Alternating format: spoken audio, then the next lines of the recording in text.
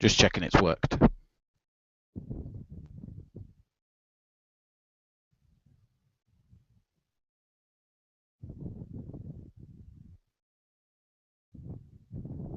Okay, that seems to have come through.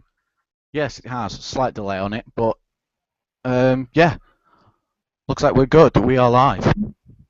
So I guess we give it 2 or 3 minutes for people to trickle in. Yeah, I was going to wait until the viewers count, because I've got a viewer count here. I was going to wait until that ticked up a little bit.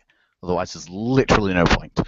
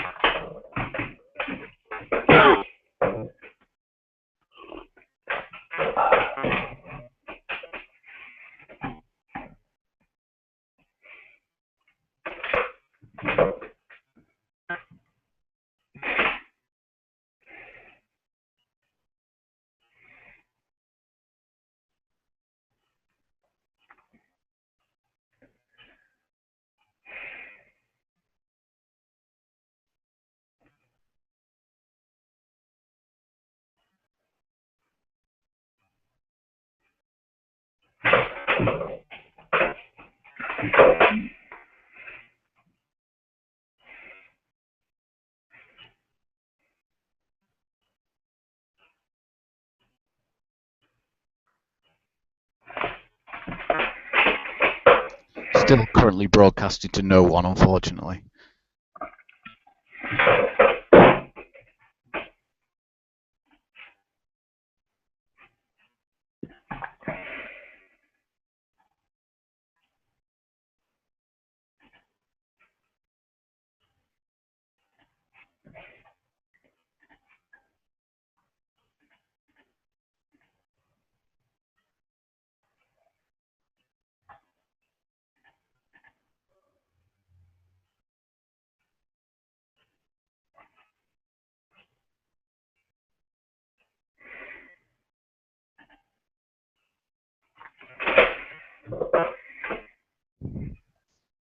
It's slowly ticking up. We've got 4, I think, now.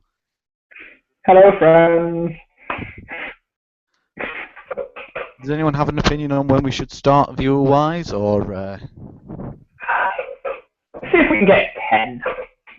I was thinking 10. 10 sounds good. Tell your friends.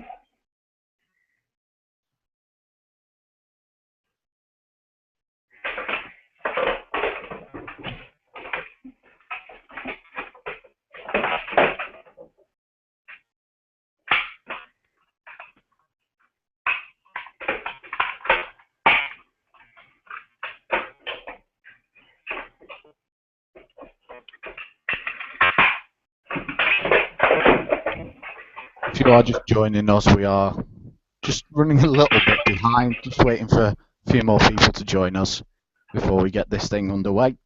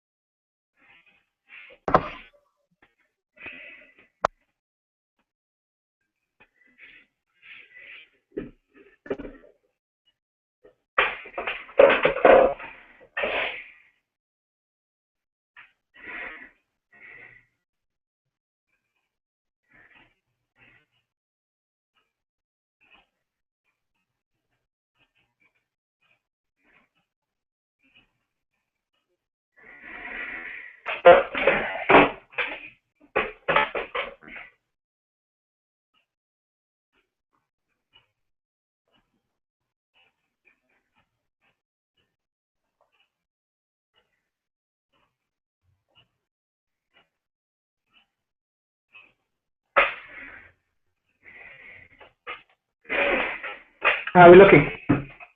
Currently on 7, just waiting just wait a little bit more, unless you think we should just get it underway and wait for Give it a people to couple more catch up. minutes. Get it underway? Let's give it a couple more minutes, I think. Give it a couple more minutes. Let's say no, we're on 8 now, so give it a couple more and then we'll get started. Mm-hmm. I'm sure a lot of people will watch the recording anyway. That is true. That is true. I'll have to find a way to I'll put an annotation on it or get someone to do that to say when it actually starts, so they're not just sitting through 5, 6 minutes of silence.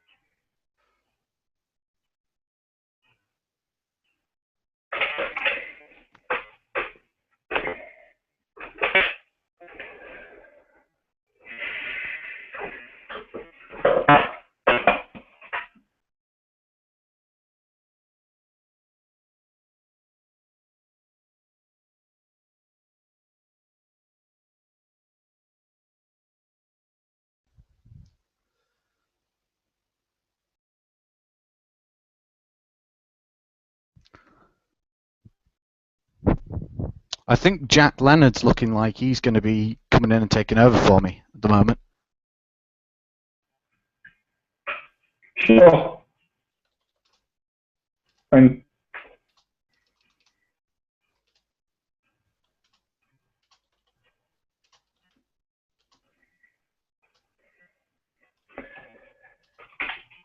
whatever you guys prefer, really. Yeah, I think we may as well get this started, and then if Jack wants to come in later, he can. Mm-hmm. Does that suit everyone? We're up to 11 now, so we may as well get this going. Yep. Jack just wants the link. That's all he wants. Like, whichever the link is. I think he's got to go into the post Google account. Is what he wants. He wants to host it. Is what I've got.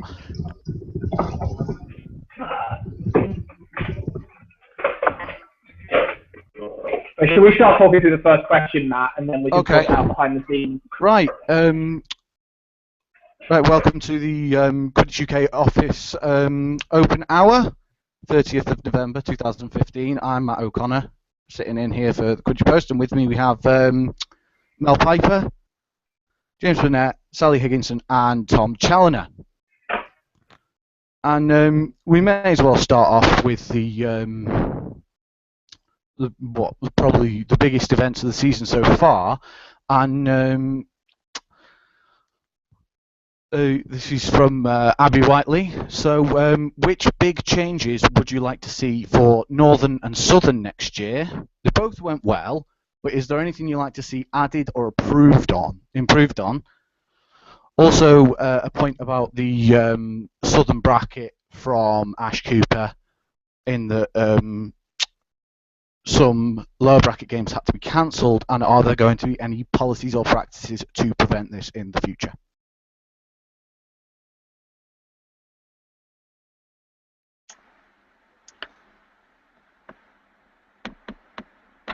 Okay, so with regards to changes for future tournaments, for future regionals next year, in terms of big changes, it would be nice potentially to start thinking about whether we can have any way of dealing with weather.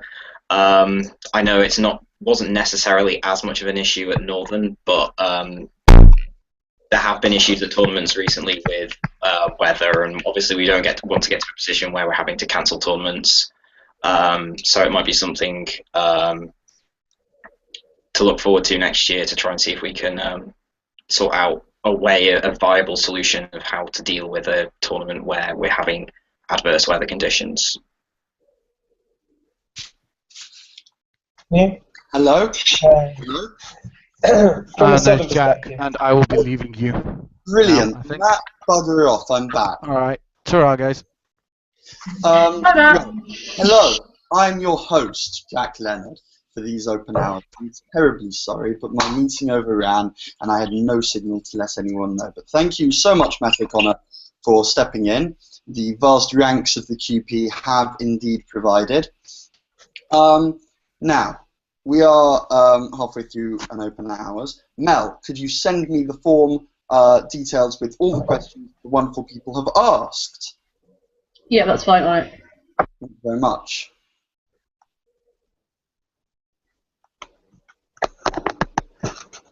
A nice fancy thing that tells me who I am on. Okay.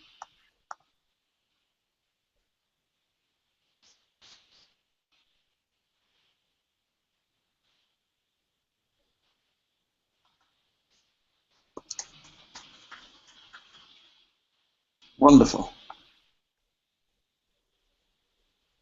Mel, where are you sending the form?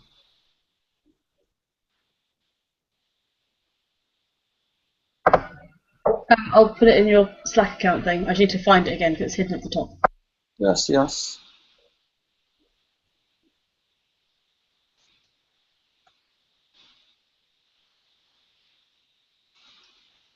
Right then.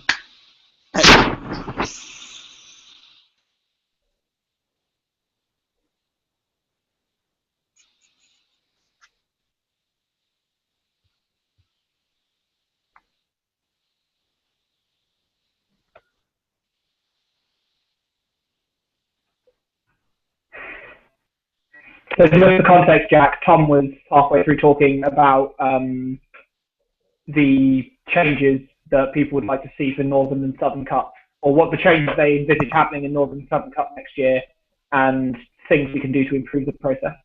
Oh, brilliant. We'll carry on talking about that whilst I get a look at the questions that have been asked so far and the questions we've still got to go through.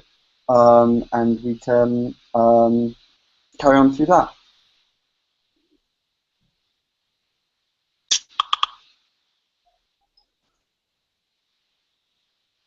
Tom, do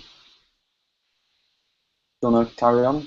I think that was mostly all I was going to say, other than maybe we might need to get to a point where we need to have more volunteers so that we can run more matches, so that players are having more games to play over the course of the weekend. Obviously, that in order to have more referees, there need to be more people volunteering, but that's something that will be discussed as a future point. Okay, brilliant. So I'm looking through the questions now, and it's wonderful that we've had so many people ask questions. Have we answered Jan Mikowacek's question about making tournaments UK official? No, not yet. Brilliant, let's go with that one. Jan Mikowacek asks, what are the plans for increasing incentives to make tournaments QK official? I think the tournament should have a sanity check from outside, especially newbies, and guidance. At the moment, it doesn't seem too much. It doesn't seem to be on the table too much for an individual tournament. James, I suppose maybe you're the best one to take this. If you want to handle that one.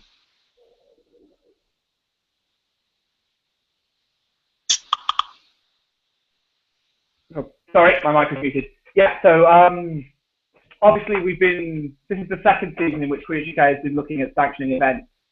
So it's still something we're kind of trying to expand into. There definitely has been a sense of, at the moment, it seems like a lot of limitations placed on clubs or organisations that want to run events with minimal benefits. And I hope it is starting to become apparent that sort of the standard of refereeing and of organisation is advanced when those guidelines are adhered to. So hopefully it's something that happens naturally. But obviously we are looking at, as we get into things like partnership with Sports and Recreation Alliance, and we build links with things like first aid providers, we are hoping that that's something we can branch out from sort of just regionals and DQC into something we could also connect with those tournaments. And obviously, from the point of view of an individual player or member, sanctioned tournaments tie into the network of sort of the injury reporting, result recording and stuff like that. So they do have that benefit. But I mean, from a tournament organizer point of view, we are aware that there is the need to expand the number of benefits, and mostly looking at ways we can expand growing partnerships to include the member clubs that put on events which we sanction is a big part of that. I mean, something that worked very nicely, I thought personally, was there's been a tournament this year that QUK didn't see had the right level of first aid or of organisation and didn't want to put their name behind on that level. Could you talk us through the process of disaffiliating with the tournament when that tournament doesn't reach the standard of the QUK sanctioned event, and what guidance QUK does give in those instances? The process of what? Sorry, I missed that part of the question. Disaffiliating with an event, QUK sanctioned event, and what guidance QUK do give in those circumstances. Mm-hmm. So obviously, I'm not going to go into too much detail because I don't want to be lambasting an event that, by all accounts, from what I understand, went well. But when we have a request from teams to sanction events, that means there's communication with the gameplay department to run over their volunteer recruitment, their volunteer and gameplay schedules. Excuse me.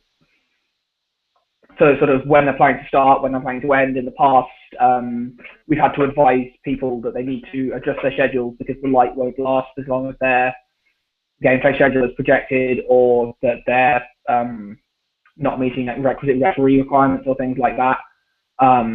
And first aid requirements are another aspect of that. And the event in question is it wasn't a big kind of refusal to adhere. It was just that we didn't get the assurances in time. If you're familiar with the event requirements guidelines, which is it's a rather large document, so not everyone will be, but there is a set out kind of list of deadlines in advance of the tournament by which we expect teams or the organisers to release pieces of information that we want sort of start and end times to be released. I believe it's 3 weeks in advance, rosters 2 weeks in advance, etc. And obviously there's a certain amount of laxity with those, especially at the start of the season when teams are having to organise things as university terms begin. But in this particular instance, we weren't getting those assurances, so we just felt it was too much of a risk. And it's simply a case of, after email communication is ongoing throughout that process, and it was just a case of confirming in an email that obviously we wish the organisers the best in continuing with the tournament, but that we were no longer happy to have the QuidditchUK sanctioning associated with it. Okay, brilliant. So, jumping into another question here. Anonymous has asked about the Board of Trustees. And they say, what progress is being made on the Board of Trustees? It was promised in the strat plan and nothing has been announced about it since. I get QUK has been busy with regionals and so on. That doesn't mean it should abandon its other priorities. Your thoughts, I suppose, Mel or James? Yep, that's fine. I can take it. It also links into the other question that was asked. I think that was by Tim Lee as well, that said about us becoming a genuine legal identity, because they basically all link in together, so it makes sense to kind of answer them together as well. The Board of Trustees is obviously something we really wanted to do, and it was in the strat plan, as people have noticed, and good for them for noticing. Basically, when we became involved with the Sport and Rec Alliance and started the application process, we realised they could offer us like business support and legal advice. So we thought the best thing to do was to pause until we actually got that affiliation with them, so we could then look at it properly and do it in exactly the right way for us, which is a great job we did.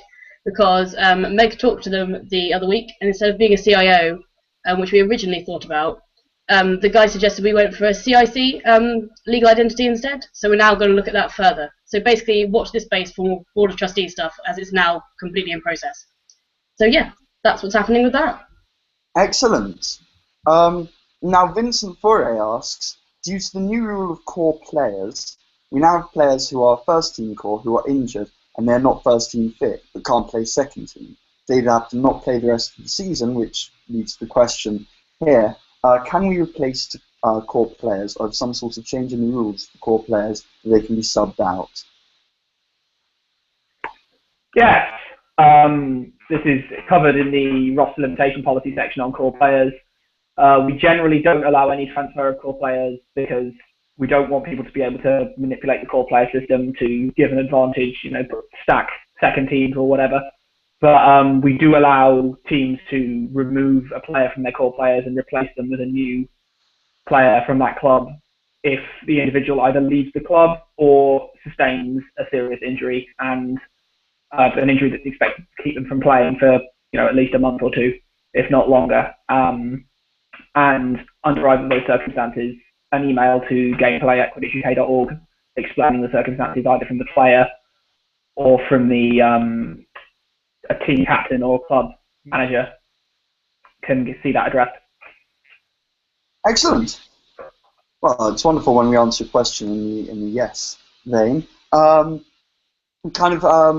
on from the injury idea, this is from Ash Cooper. Hey Ash. What's the outcome of injury reporting? Is the system working, and is there any initial data we can use to analyse common causes of injuries and possible methods of preventing them? So, the system is working insofar as since we implemented the system back in May, I believe I'm right in saying, we've had 3 sanctioned tournaments and 2 QuidditchUK organised tournaments. And we have forms have been collected from Mercian Cup, Summer Cup, Highland Cup, and Northern Cup. The process was initiated at Southern Cup, but I think a negligible number of the forms survived due to the weather, unfortunately, which is always going to be a concern, I think.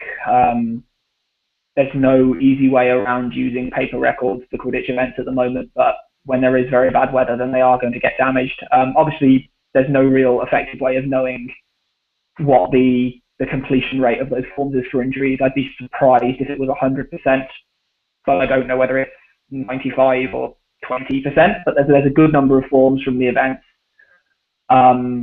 There hasn't been any data analysis of those yet.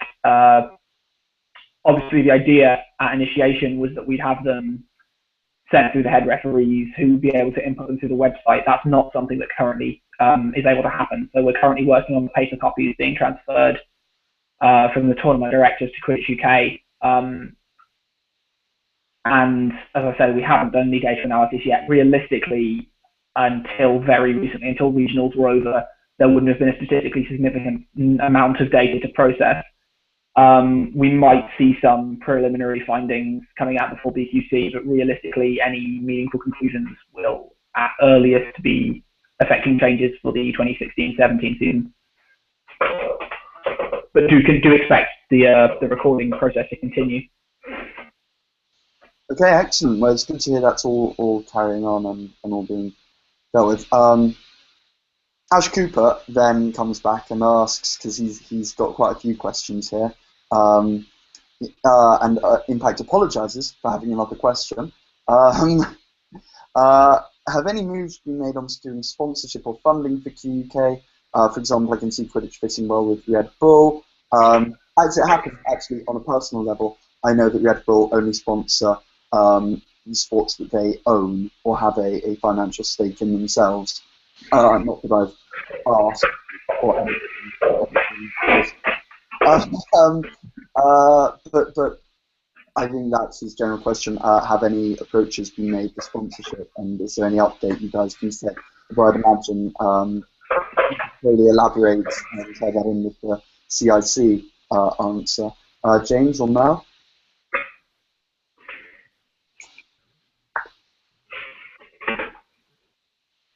Hello? Okay, Mel, do you want to take this one? Yeah, I can do. Apparently, I wasn't involved very much in VQC from a personal point of view, in terms of like the committee, but they were approached in terms of VQC, but they only sponsor like individuals rather than the event itself. So it has been looked into the past, and I imagine we'll still continue looking into the future as well. It's just something that we've like not had a chance to. Obviously, there's only a limited amount of time we kind of have, sadly. So, but it's definitely something we'll continue looking into for the future anyway. Okay, excellent. Now, a few people have asked, at what point will the final Team UK be announced? So I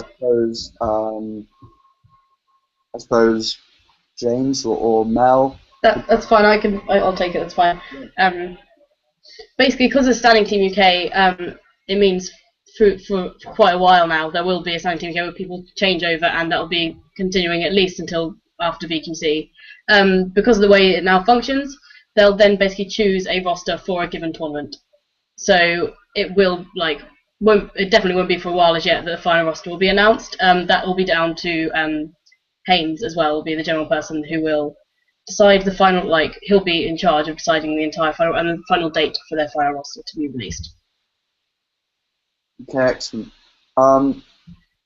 Now, Alex has asked, after the QUK media photos, and we're going to try and make the most of the fact that we've got both TDs of regionals here. After the QUK media photos of the Northern Cup were released, there are absolutely no photos of any of the St Andrews Snidgets games. So would it be possible to know how the photographing of different games was organised? Were they assigned to various pitches? Were they free to go anywhere? And are you planning to make sure this problem doesn't happen to other teams in the future? Thanks very much. So I think Tom would probably be ideal to answer this one. Yeah, so unfortunately for Northern, we only had one volunteer photographer. And as much as we said, try and get as many pictures of as many teams as possible, it just wasn't possible to get pictures of every team. So unfortunately, as you say, St Andrews didn't have any photos taken over the course of the day. The easiest way to fix it is obviously if we have more volunteers for photographers, but obviously we understand that if you come to a tournament as a photographer, you don't necessarily want to be told which pitch you have to go and go to. So the photographers that we've had at regionals have not been told to go to a specific pitch at a specific time, and have been told to just go and try and see if they can get as many pictures as possible. So hopefully in the future we'll have more people volunteer to take some pictures. Hopefully the people that are at the event who aren't even necessarily, that haven't necessarily volunteered but are taking pictures anyway, will get some pictures, and hopefully we can avoid situations where teams aren't getting as many pictures taken of them as possible in the future.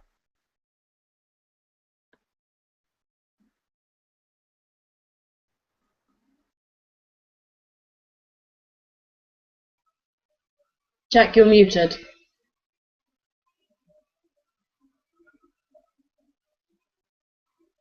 Can you hear me now? Yes. Yeah, you're back in. Chris Thomas would like to know, how hard would you say it is to distinguish between top, middle and lower tier teams this season so far? So I'm going to ask Sally and Tom to weigh in on this one, and let's try and make it quick, because we'll then move back to the direct questions at QUK.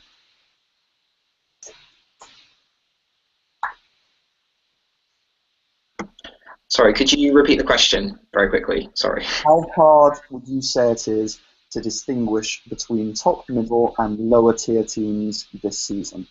Okay, thank you, Jack.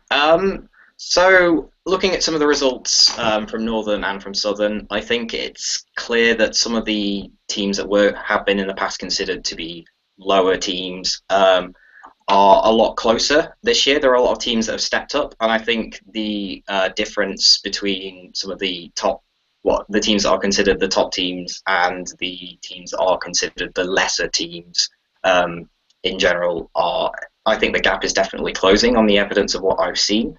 So I hope, looking forward to BQC. I think it could be really open, and the teams that train well between now and BQC are the teams that will do well at the tournament, and nothing is a foregone conclusion at this point. There are teams that can go there and can really impress, and that's the most exciting thing about BQC at the moment, is the fact that there's so much potential from what I've seen. There are already a few upsets, especially at Southern Cup, from what I'm aware of. There are so many teams that can go to BQC and cause upsets, and that's really exciting. Sally? Yeah, similar points basically, especially with Southern Cup, which is already hosting some of the better teams, perceived better teams anyway. With you've got Chimeras, SPC1, and that and such like, but other teams coming from in some cases that were thought to do vaguely well, but did much better than expected, and some which weren't supposed to do well at all, which exceeded all expectations and then some. Grizzle Fairs being a notable example, steamrolling all the way through to the third place playoffs in some beautiful Quidditch. The gap between the lower team, there is still a gap, and some of the lower teams are quite a way away from the top teams, but with hard training and with some more with watching the higher teams play, they can improve quickly, and BQC will see how they do. And honestly, I can't wait to see what happens at BQC. It's going to be amazing. Yes, exactly, and it's certainly making analysis more interesting than ever before. I can certainly weigh in on that side. Now, we've had a question here from Guillermo, but the question I think itself is a bit confused. I just don't want to have ignored it. The question is, why is tertiary team Merc only? This is really limiting, as there are only 3 Merc teams with full rosters, and as far as I know, none of them are actually playing any QK tournaments, so what's the benefit? In my case, it prohibits me from putting Leeds as my tertiary, which I could have done last year, and playing L tournament, for example, since I'm very team fluid. I suppose, James, can you, for example, put Leeds as your tertiary? Could you talk us through the tertiary team role? So, as you say, the question is a little confused. Set a bit of context. Last season, obviously it was working with teams rather than clubs, but we had the option, as well as having a primary and a secondary team, you could have a tertiary team, which was something we essentially, it was the first time we'd had any kind of limitation on affiliation and rosters, so we were trying to make the system as open and accessible to people who felt connections with multiple clubs as possible. But the feeling we got very much through sort of interactions with individual players, through the actual use of the system, through the captain's forums as were, was that the tertiary team aspect of it was not something that was widely utilised or particularly relevant. So when we reassessed things like the roster limitation policy this season with the shift to clubs, actually the main reason the policy was addressed was to address the fact that there were teams within clubs, but we also removed the tertiary team element, so that the standard we have now is just for primary teams and secondary teams. We also introduced as a separate element this idea of mercenary teams or affiliated teams for things like the Dirks and Monsters Quidditch and the Mighty and Amazing Quirks, which are not conventional clubs and don't have much to do with the regular QuidditchUK season, but we have had teams like that in the past asking for some measure of affiliation, specifically for the use of the QuidditchUK logo on their kit. So we introduced this sort of very, very low cost type of membership, just to give those teams the option if they wanted it. And obviously you can be associated with a team like that as well as with the main teams, but it's not intended to replace tertiary teams at all. So it's not that tertiary team affiliations are limited to those teams. It's that tertiary affiliations no longer exist for the reason that it's a very, very small minority of players that have legitimate affiliations to more than 2 teams, and it wasn't a system that was being utilised enough to justify the complexities involved with taking it to tertiary level. Hey, brilliant. Thank you for that. Now, an anonymous has written in with about 1, 2, 3, 4, 5 or so questions. So we're going to slog through these since since we're kind of going through them. Let's start with number one. Why does QUK not release the complete minutes of their meetings, instead only releasing monthly summaries? Would they be willing to commit to releasing full minutes in the interest of open communication? Okay, so basically we've always done summaries that make the minutes much easier to digest. Often our meetings will last an hour, 2 hours, probably even, like, we've had 3-hour meetings before. That's obviously a lot for people to get through, and people have busy lives. Like, they just want to find out what's happening and then move on. So we always thought minute summaries were a good idea for that. It also ensured, obviously, that nothing was, like, prematurely announced or released. But obviously this is definitely something we can look into the future if there's enough call for it. We can't promise anything, but obviously it's something we can definitely look into if that's what people want. Fantastic. Right, straight on to number two. Has QUK, this is like a quick fire round we've got right now. Has QUK got any plans for actively training more qualified referees, either in person or in line with the ongoing Skype training sessions in the US done by Kim Couch? So, I mean, the very short answer is yes, we do have plans to continue training referees. You may have been aware that we had a call for volunteers for a session to help record some training videos back in, I believe, September. We got a fairly small response, but we did get enough volunteers to make some videos. So there is currently footage that is being looked through by Dave, who's our referee development coordinator, with the view to releasing some sort of FAQ videos on various types of illegal play under the new rules. And Dave is also working on some guides to complement the IIDP guides. Obviously, we still, the IIDP are now under the umbrella of the IQA, but their resources are still the same and they're still excellent. If you go to refdevelopment.com, I believe, there are plenty of guides there which go through some more sort of advanced refereeing, and to complement that, QuidditchUK, as I said, Dave is writing some resources to sort of help integrate new referees, which we hope to be able to produce soon. But yeah, I mean, the main issue at the moment, honestly, is that we are, we constantly talk about being understaffed, but Dave can only do so much on his own, and we ideally would have another couple of referee development coordinators. So we definitely, if people with that referee experience are keen to help out on that front, we'd love to see you getting in touch. Yeah, sorry. Was there another aspect of the question, or was it just training referees? Well, yeah, no, that was essentially the the question. I do have my own question related to that hasn't in the form, I don't think. But just going on from that, let's say there is a tournament, Valentine's, for example. You're very likely to have international volunteers there, international referees who don't have their own version of the tests yet because since the IRDP collapsed, and subsequently IQA. Now, what is QUK's stance with official tournaments and foreign referees and involving them in tournaments? And it was mentioned, I think, in recent office hours that other NGBs were looking at adopting the QUK referee tests. What's the update on that? So I was wondering whether you could give us a quick rundown on that kind of situation. So we are, as you said, we have been communicating with other NGBs, particularly in Europe, about the sharing of our tests, and we have recently entered into a contract with Deutsche QuidditchBund, who will be using our referee tests for their referees. So we hope that there will be a bit more uptake on that front.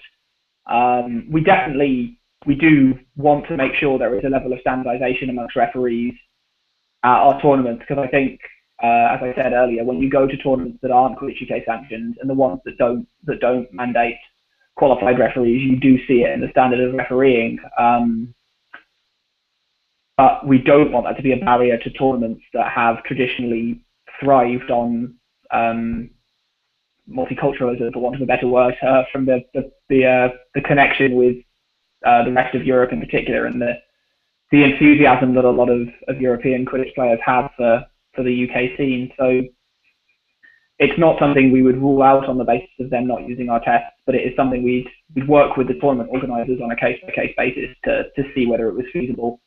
Because, as I say, it's about keeping that inclusivity with the rest of the country when we're having to do our own thing without compromising the standards of our events. But it's worth mentioning here, of course, that we hope, and I believe the IDP and IQA all hope, that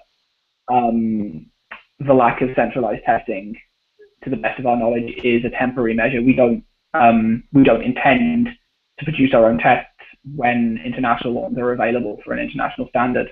So hopefully this will be a short-term issue that we can work with until we're all back on the same page.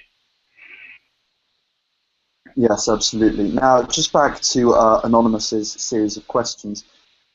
This one's one of my favourites. What are QUK's plans regarding QUK media? Point of note being the ongoing confusion between QUK media and the Quidditch Post. Will QUK be making an effort to separate the two? And the fact that this very form lists the link for the stream will be made available on QuidditchUK and the Quidditch Post social media accounts on the day make it sound like QP is the official media outlet of QUK. Is this the case, or is QP still an independent media source? I'm going to take the first part of this. Go on then, go on. Because indulge me. Hello everyone, I'm Jack, I'm the COO of the Quidditch Post. We are still very much independent. We are, however, the only international, or fully international Quidditch media outlet. We have journalists in just about every NGB, and we cover tournaments and analysis in every NGB. The issue with that is that it takes a lot of work, and it takes a lot of working with the NGBs in question to be able to keep our news up to date, to be able to coordinate our volunteers, to be able to make sure that we have the best access. Now, some NGBs, we are further along this process of communicating and of collaboration with than others. And QUK, QuidditchUK is one of the prime examples of an NGB that has entered fully into cooperation with the Quidditch Post. We offered a while ago to host their open office hours, and that's a long-standing agreement we have with QuidditchUK. And the reason for that is because as an independent media organisation, it allows for our hosts, either me or our UK editor or Matt, as you met earlier, to be able to hold them to account and to better scrutiny than just their own people looking inwards themselves. Now, QUK media are QuidditchUK's own media outlet, and we get along very well with them. There is this kind of supposed competition that we have with them, but we actually get along very well, and we share a lot of resources, and we work together to make sure that both our mission statements are completed, which is ultimately to have better access to media analysis for everyone in the community for this sport, which ultimately will make the sport itself better. Now, in terms of confusion between the two of us, that's something I've only seen once before personally, but if it's an ongoing problem, then we can take further efforts to be clear that we are separate and that we are a separate organisation, and to highlight and be more transparent with the links that we have with particular NGBs.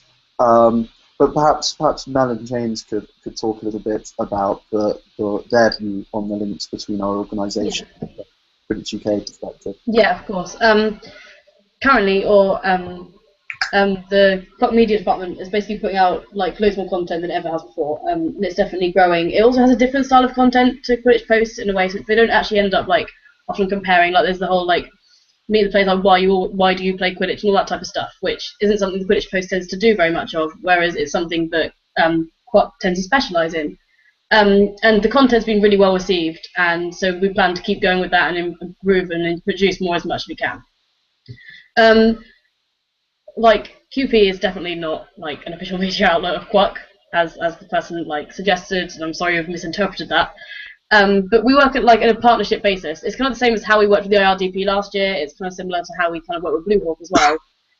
It's just another partner organisation, and we're all working towards like the corporation of Quidditch as a bigger thing. Like Quidditch is not just your NGB; it is literally becoming a bigger thing with actually having proper media outlets like Quidditch Post.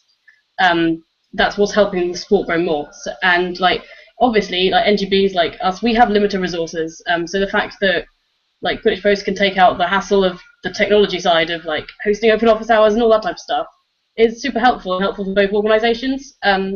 So basically, yeah, it's a symbiotic relationship. Let's go with that. Symbiotic relationship.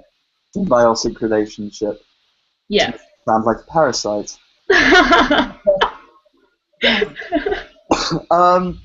Now, the fourth question from this anonymous was about Northern and Southern, talking about borrowed equipment not being returned with Southern, non-playing volunteers not being adequately utilised, and instance tasks having to be undertaken by non-QK volunteers, such as booking the actual pitches. What does QK have to say about these issues, why they happen, and what measures will be taken to rectify them? But as I understand, we've kind of talked in a fair bit of detail about what could be better with Northern and Southern, but Sally, these are quite specific. Do you want to kind of address maybe them one at a time? So that if you start with the borrowed equipment not being returned, and the underutilisation of volunteers. I'm not sure if we've gone through them already. In regards to the equipment, that is a side issue which is being sorted in its own way. It's not going to be talked about here, because this isn't really the right environment for it. In regards to the non-playing volunteers, we endeavour to use non-playing volunteers as often as possible because they are so damn useful. But unfortunately, on the second day especially, the schedule was being done on the fly, and it was a case of just picking the refs we saw who were around, we knew who could do the job as quickly as possible. We were running late, and we just wanted to get the games going. So if any refs which had come down felt they weren't being used often enough, we're very sorry, but it was a case of just trying to get the games going. And if you weren't around us at the time, or you weren't on our list of people we wanted for the final, we just would have forgotten about you a little bit, which is unfortunate. But we were just trying to get the tournament done as quickly as possible. The cancellation of the lower bracket games probably didn't help with that. Cut out, a fair number of games that happened. So that probably weighted towards those problems, and that's something that. What was that? Sorry, I couldn't quite hear that one. Lower bracket issues, have they been discussed so far? They were about to be discussed just before you became host. Well, excellent. Let's look at that, because we do actually have a few questions about that. For example, here we have a question about the team fee. With a feeling that there was a team fee that had been paid, and that the amount of games that a team had played at Southern didn't really match up to that. And I was just suggesting that the lack of particular referees not really getting the amount of games that they wanted at Southern was perhaps linked to the cancellation of the lower bracket. So could you possibly talk us through the cancellation of the lower bracket, what happened there, and what UK plans to do in future regarding lower brackets? In regard to Southern, which is the only one I can answer, I can't answer what QUK is going to be doing in the future. But with regards to Southern, issues arose in regards to this. The schedule had been delayed for several reasons, partly due to the weather, damaging hoops, which was another reason why we had to shut down one of the pitches, because we just didn't have enough hoops left, which meant that we couldn't run as many games as we wanted to. And then we were struggling to find volunteers because of the weather forcing people inside out of the weather. And delays just kept piling up, and at one point, Ollie and I got together and realised that we just couldn't do all of the matches. We could do some, but not all, and so we got as many captains as we could together, offered them two solutions, and the solution which the captains voted for was to cancel the entire lower bracket, which is why the entire bracket ended up being cancelled. We wanted to give them as many matches as possible, so we left one pitch up for them to do their own friendlies if they wanted to, for as long as we could.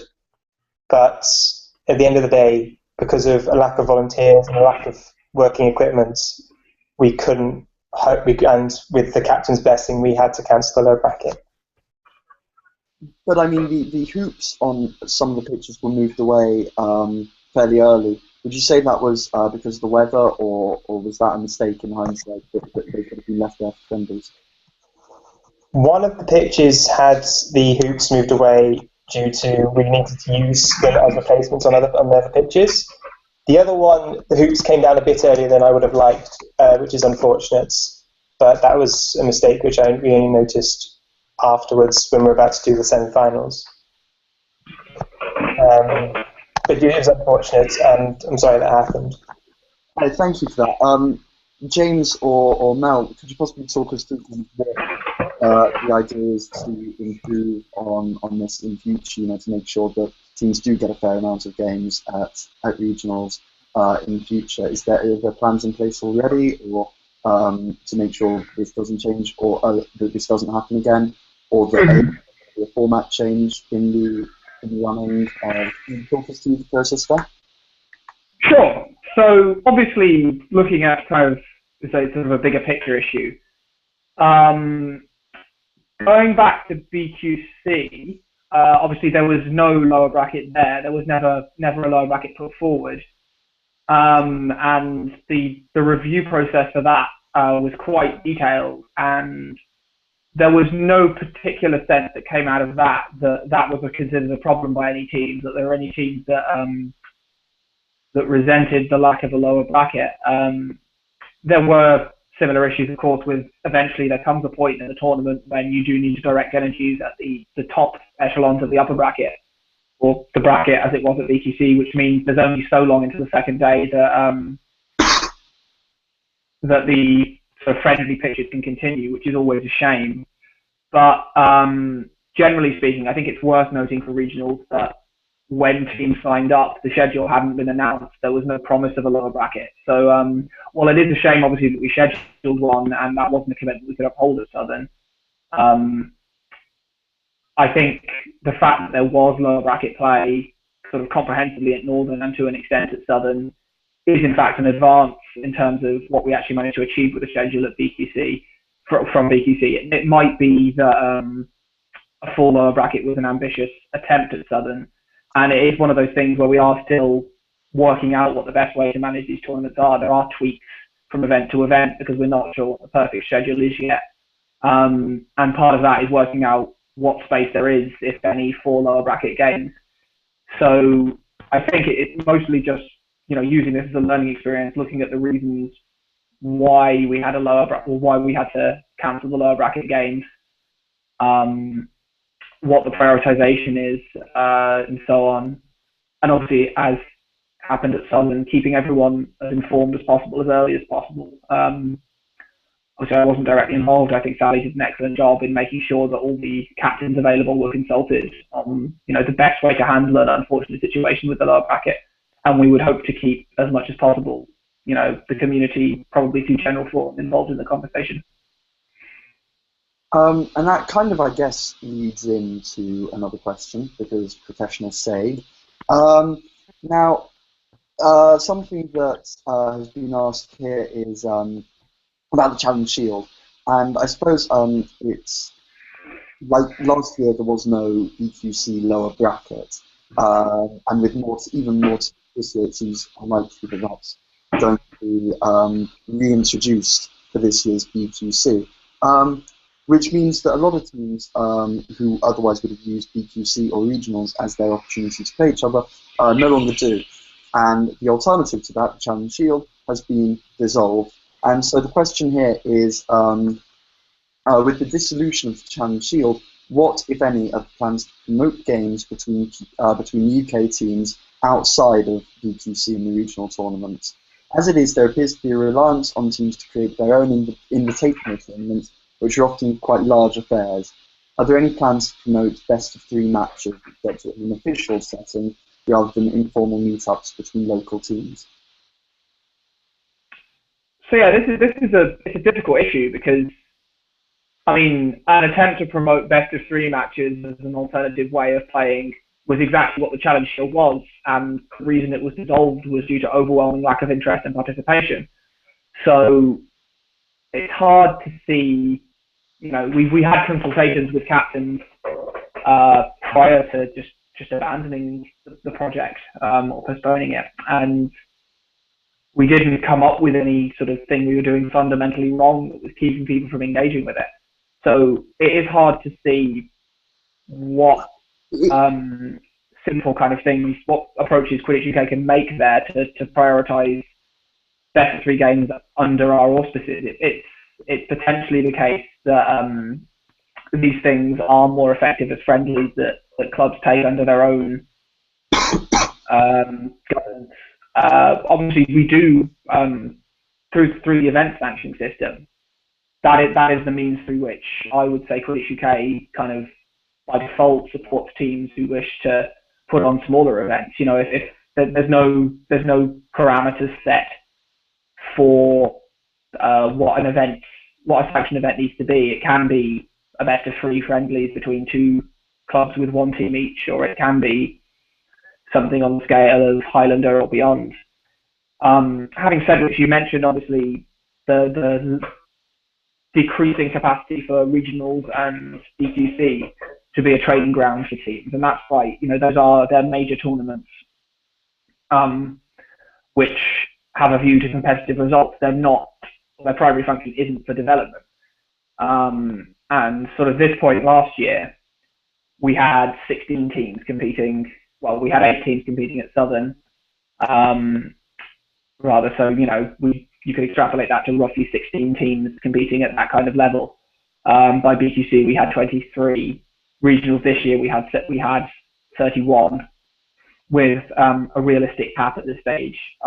Tournaments being usually about 32, so it is going to be very quickly the case, probably next season, that BQC is going to have to be a tournament that does not include a lot of teams in the country, and that it is going to be something that we as an organisation have to look at putting something on that includes them. But I don't see at this stage that it's going to be some sort of reimagining of the Challenge Shield or something based around best of three events, because if those are still something that's popularised or something that people want, which the evidence from the last few seasons seems to suggest they're in decline, if that is something people still want, then it's not something that seems like it's the time for QuidditchUK to be trying to orchestrate. Well, if I may just jump in quickly, I know as a former captain and as current analyst, one of the major issues the Challenge Shield wasn't taken up was the sheer amount of bureaucracy for the Series of 3 match. There were several forms, endless forms it seemed, that needed to be filled in, and a deep lack of flexibility in arranging these things that meant it was nigh on impossible to have multiple teams present at a 3-team or a 4-team event to make that link in with the league system or the ladder system that was being promoted.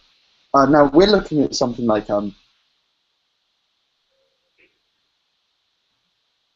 league system. They've just completed the first round of matches. They all got played. They were well publicised. They were very official. Belgium is not the largest country in the world, admittedly, but these teams are in separate locations and they are committed to travelling to different locations to make these games within set windows of time happen. And there are certainly opt-in teams. The teams that are opting in, the 8 or so teams that are opting in, are the ones that feel capable to make those journeys and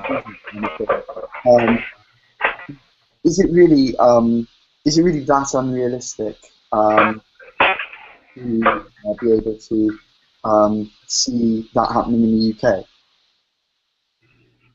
It's definitely not an impossibility. I mean, as I said to you, the interview you did with me a couple of weeks ago, that the Belgian league system is one of the things that QuidditchUK needs to be looking at as kind of something we can hopefully use as an inspiration. And it does seem like that's taken off very well. But it's definitely not something I'd rule out as as ever happening in the UK or happening in the immediate future. But as you said, we do need to look at what the differences there were with the Challenge Shield that make it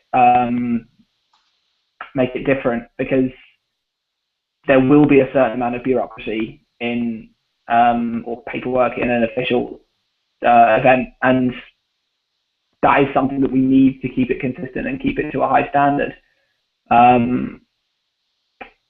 So yeah, I mean, it's something that we probably need to explore based on what the Belgian system is, and on whether there is space in the competitive schedule for that, because I know teams feel already that training time is limited, and during the times when teams are active, that the competitive schedule is packed with fixtures.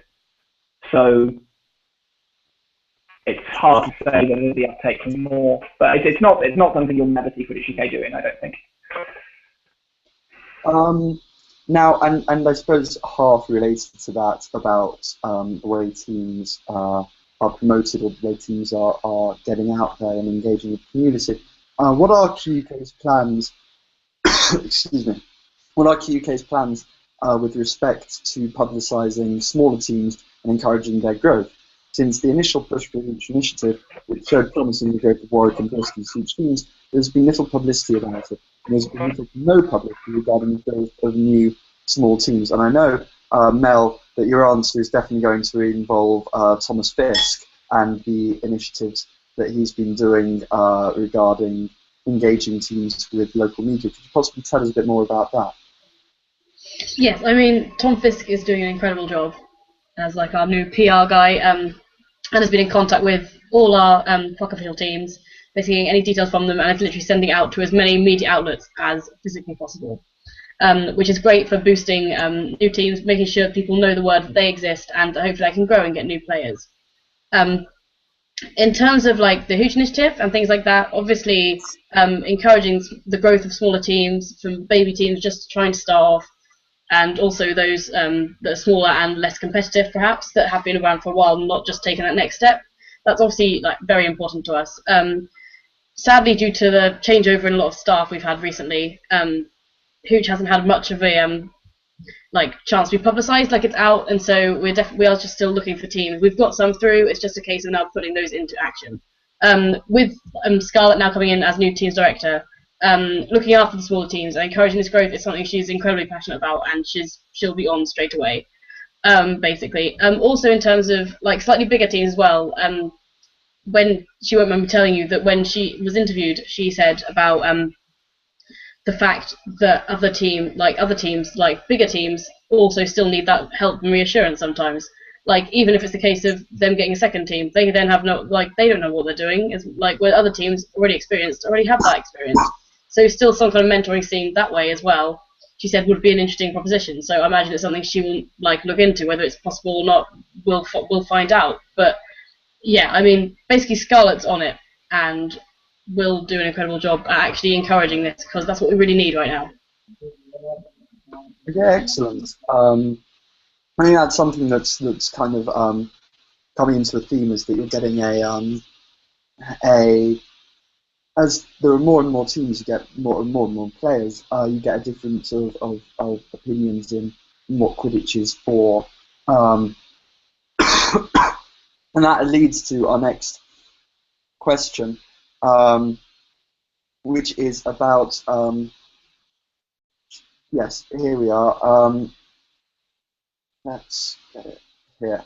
Yes, this is from an anonymous questioner. And they ask whether QuidditchUK is losing its status of being an open and accepting community, at least socially. As a new player who came to the Southern Cup, I felt that I was surrounded by friends who had known each other for many years, but I found it difficult to really get along with them or to interject myself into new groups. It feels as though there is a mass of people who cling together and have a ton of fun, while I find it difficult to try and include myself because I was very new. With my experiences doing rugby, I don't get those same feelings. I also feel that an official social at Southern could have helped with this, which is why I was upset that it was cancelled.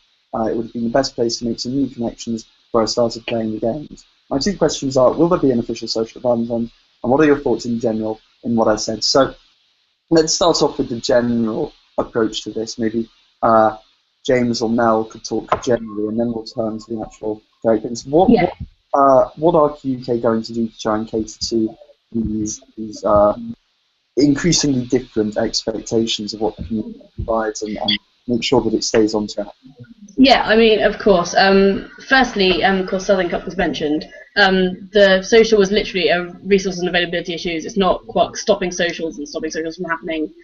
There was just a difficulty, which meant sadly it couldn't happen, but will be at other tournaments, so that's not a problem. It's obviously the problem you do have slightly with socials, and the fact that everyone has to be up very early the next morning due to scheduling, and also you don't want to encourage heavy drinking anyway. So there is all that problem, and obviously a lot of teams go home, so you could do one on Sunday, but then a lot of people already left in order to get back on with their lives. So that kind of covers the Southern Cup section. Well, but obviously because now Quidditch has been around for a while, and there is that group of people, there is a group of people that obviously been here longer, so they do know each other a bit better.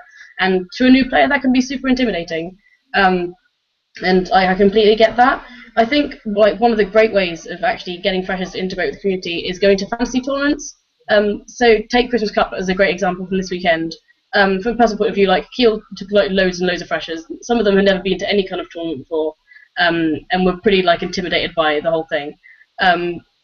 They went along. All of them were completely split up, met completely different people, and so many of them now have come back with great friendships with people they've met and they spent the whole entire weekend with, which is super lovely and super important for those sort of events. I think fancy events make that happen. Obviously, other tournaments such as regionals and BQC to some extent as well,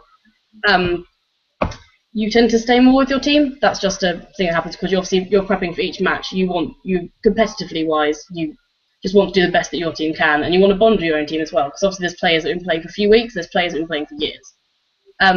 So it's basically an ongoing issue. Everyone's got a magical way of or thinks they've got a good suggestion as to how we can keep the openness there, because it's obviously something we never want to lose. That's incredibly important to Quidditch and what we're doing. So yeah, it's just a core to us. Thanks for that. And purely on a factual note, to answer the second part of the inquiry, Valentine's Cup is not organised by QUK, it's organised by Oxford University Quidditch Club. I am sure that I don't work for them, but I can guarantee that they will be organising some kind of social event, as is their particular specialty for that event, and more information can be found by contacting the tournament directors through their very smart professional Contact Us form, which will be found on the Facebook event, if you're curious. Now, Hannah Watts asks, do you have plans, and we are kind of moving to the end of this because this covers a fair few of the remaining questions. Do you have plans to implement a minimum number of volunteers per team or club for future QUK official tournaments? If a team had to provide 6 people willing to volunteer in any position from, say, first aid, goal refs, head refs, you would quickly have enough people to cover all the matches, as those qualified as HR, SR, AR are highly unlikely to go for the unqualified positions. That means that those teams with no one qualified still end up helping. Maybe we could get a direct response to Northern and Southern from Tom and Sally. Tom, if you want to start off, and then we can talk more generally as to why this policy hasn't been put in and whether it will be in the future from James and Mel. So Tom, if you want to start us off, because I feel like we've been underutilising your presence here. So obviously I can't give any guarantees as to what's going to happen from a QuidditchUK perspective in the future. But at Northern Cup, I will say that we were in situations where we were short on referees. It's a case with it being the start of the season and not very many people being qualified, it's possibly to be expected. But we were short on referees, and I'm aware that we were also short on referees for Southern Cup as well. Having some kind of, in terms of scheduling, because I was actively involved in helping out with the scheduling, having, I would definitely say, a sort of a set team. So if, for example, anyone's seen any schedules done by teams in Australia, sorry, I can. Australia and the US in the past, they've had situations where they've scheduled a ref team of refs complete from one team for tournaments. I'm not in terms of scheduling. That does make things a little bit easier. But obviously, we have teams that have been to regionals. It's a tournament that's trying to be as open as we can, and to allow as many teams as we can. And there are teams that don't necessarily immediately have the ability to provide a full ref team.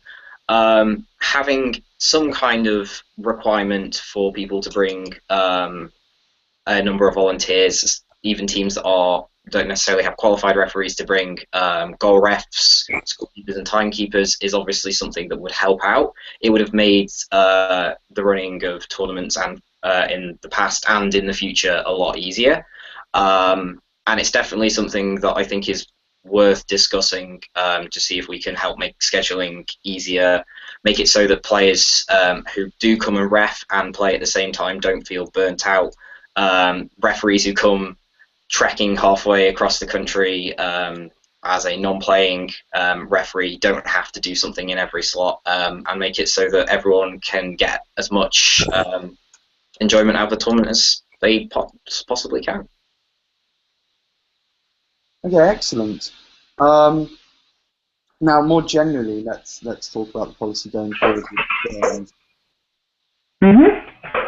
So, I mean, Tom's covered a lot of the important points there. Obviously, the big example of this is USQ have a policy, certainly for World Cup, where they expect each team to, I believe, provide 3 assistant referees, one of whom must always also be head ref qualified, assuming they're a team of a certain age, which has the upsides Tom's mentioned. From a perspective as a referee myself, and from anecdotal evidence from a lot of people who have competed in the United States, especially referees, the impression is overwhelmingly that forcing teams to provide a quotient of qualified referees leads to referees who are apathetic or disinterested and lowers the overall standard of refereeing.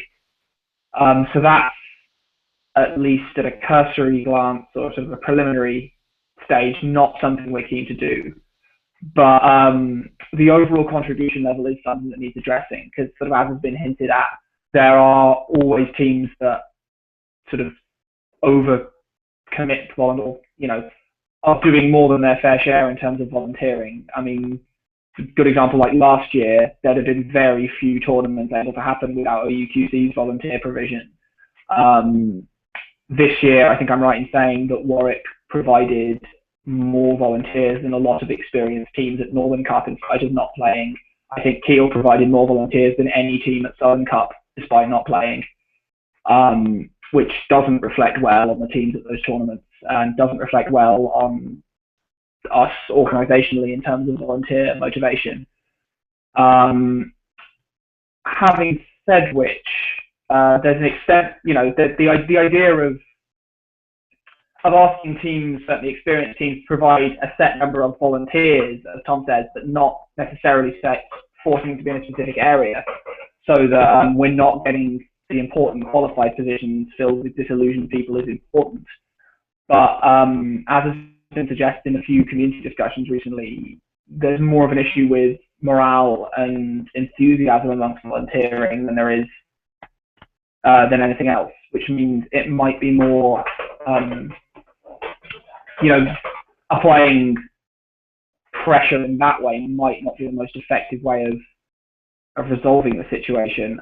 We are sort of today or tomorrow, hopefully, to be releasing a feedback form for Northern and Southern, and there's a big section in that handling volunteers.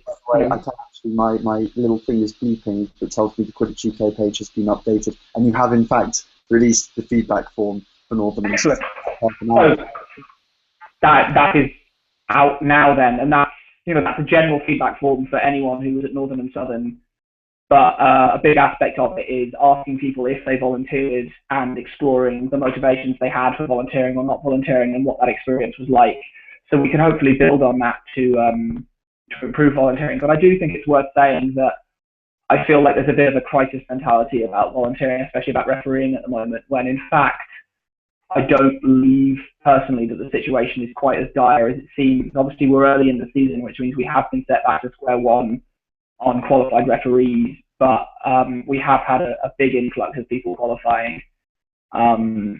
It's worth bearing in mind that obviously because of the situation of uncertainty with the IIDP and the need for us to produce our own tests, people were given the chance to certify, and that whole process started considerably later than is ideal and would normally happen. And this is early in the season. If we look at BQC last year, then obviously I think a lot of volunteers felt stressed or overstretched at BQC because the schedule fell apart due to the overambitious timing setup and the issue with Chester's delayed arrival. But the actual schedule, as intended, had 3 assistant referees for every game, which is something that no other tournament has, I think, achieved across the board. And BQC did stick to that in spite of the schedule mess.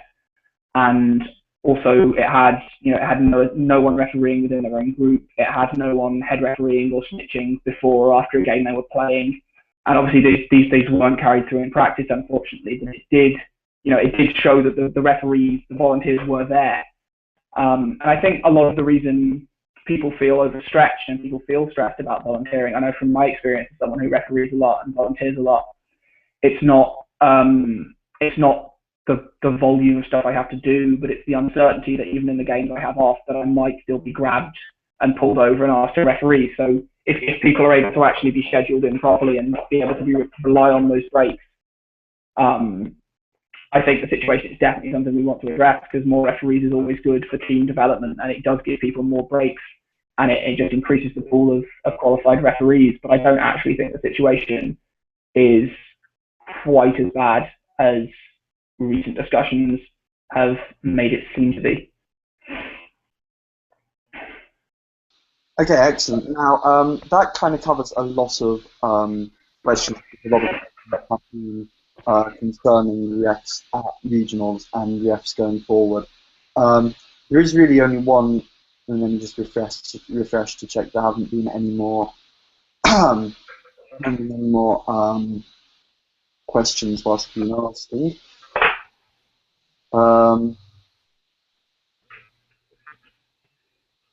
No.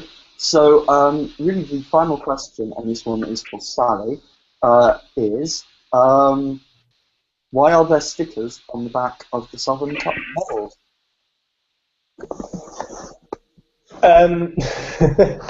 The medals were, unfortunately, we were going to have slightly different medals for the Southern Cup. Unfortunately, the company, a couple of days beforehand, decided to say that, well, decided to let us know that we needed to pick a different set because they didn't have the ones we wanted in stock. So we had to go with a backup medal, which the stickers didn't fit on properly, and so they had to go on the back because they didn't fit on the front. So that's why they're on the back, unfortunately. Okay, well, I think that covers all the questions that have been submitted, either directly or covering the issues that are brought up in them. And we are now past 9 o'clock, which kind of I think a good time to call it a day and watch Doctor Who or something, or whatever it is that the QUK robots do at the end of their long days. Wash off the mud from Christmas Cup. So I'd like to thank everyone who tuned in and watched this. I'd like to apologise for my lateness. That was beyond my control. And I'd like to thank Matt O'Connor for stepping in and taking on the hosting duties. We'll be hosting another one of these hopefully soon and doing more open hours. So you can ask your NGB what it is that you would like to a bit more directly than perhaps you could otherwise. And thank you to QUK for joining us and for answering all of our questions and various challenges. Thanks to Tom, Sally, Mel, and Jesus, and if you look at the very, very grayed out Matt O'Connor profile in the bottom. So thank you for all of that, and this will hopefully be available on YouTube either immediately or very, very soon if we have to transfer it across accounts. Thanks once again, and good night.